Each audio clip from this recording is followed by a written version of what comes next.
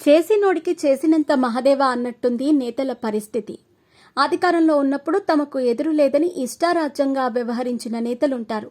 కానీ అధికారం తారుమారైతే వారికి కష్టాలు తెలుస్తాయి. ఈ విషయంలో కేసీఆర్తో పాటు జగను బాధితులే. రాజకీయాల్లో గౌరవ సాంప్రదాయాలు కొనసాగాలి. అప్పుడే మన తర్వాత తరం వాటిని కొనసాగిస్తుంది. రాజకీయాల్లో ఔన్నత్యం సాధ్యపడుతుంది. కానీ దురదృష్టవశాత్తు ఏపీలో ఆ పరిస్థితి లేదు.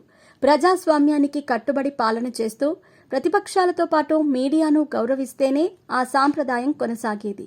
ఒకవేళ అధికారపక్షం ప్రతిపక్షంలోకి వెళ్లినా, ప్రతిపక్షం అధికారపక్షంలోకి వచ్చినా ఎవరికి ఎటువంటి ఇబ్బంది ఉండదు.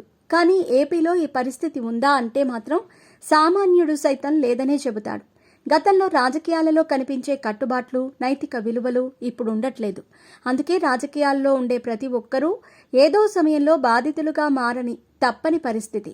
గత 5 ఏళ్లలో జగన్ పాలననే ఉదాహరణగా తీసుకుందాం. టీడీపీకి 23 మంది ఎమ్మెల్యేలు ఎన్నికయ్యారు. కానీ నాడు శాసనసభ పక్షనేతగా, సీఎంగా జగన్ చేసిన వ్యాఖ్యలు ఒకసారి గుర్తు చేసుకుందాం. టీడీపీ నుంచి ఓ 5-6 ఎమ్మెల్యేలను లాక్కుంటే చంద్రబాబుకు ప్రతిపక్ష నేత హోదా కూడా దక్కదని తేల్చి చెప్పారు. నాడు చేసిన కామెంట్స్ నేడు జగన్కు ఇబ్బందిగా మారాయి. 11 మంది ఎమ్మెల్యేలతో ఉన్న జగన్కు ప్రతిపక్ష హోదా దక్కలేదు.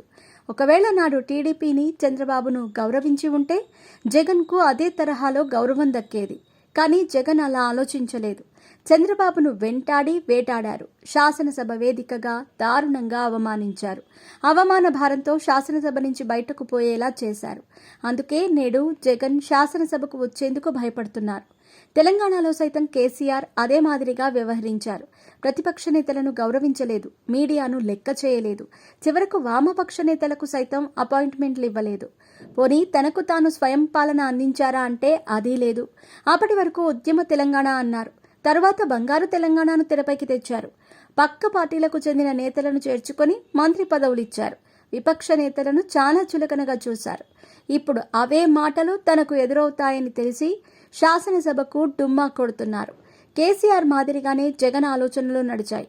2014 నుంచి 2023 వరకు తెలంగాణకు పాలన అందించారు కేసీఆర్. తనకు తాను తెలంగాణ మహాత్ముడుగా భావించారు. 2018లో రెండోసారి విజయం దక్కేసరికి ఎక్కడా లేని అహాన్ని తలకెక్కించుకున్నారు. ప్రజల్లో క్రమేపీ సెంటిమెంట్ పడిపోయిందని గ్రహించలేకపోయారు. సెంటిమెంటుతోనే తాను రాజకీయాలు చేశానన్న విషయాన్ని గుర్తు చేసుకోలేకపోయారు. కేవలం తన పద్ధతి ద్వారా విపక్ష నేతలను చులకన చేయటం ద్వారానే అధికారానికి దూరమయ్యారు. తెలంగాణ సమాజం దూరమైంది. సార్వత్రిక ఎన్నికల్లో ఒక్క ఎంపీ సీటు కూడా దక్కలేదు. జగన్ పరిస్థితి అదే. విపక్ష నేతలను చాలా చులకనగా చూశారు. వారు నా వెంట్రుక కూడా పీకలేరని ఎద్దేవా చేశారు. 30 సంవత్సరాల పాటు ఏపీని ఏలుతానని ప్రగల్భాలు పలికారు. వాస్తవ పరిస్థితిని మరిచిపోయారు. తన వ్యవహార శైలిని ప్రజలు గమనిస్తున్నారని పసిగట్టలేకపోయారు.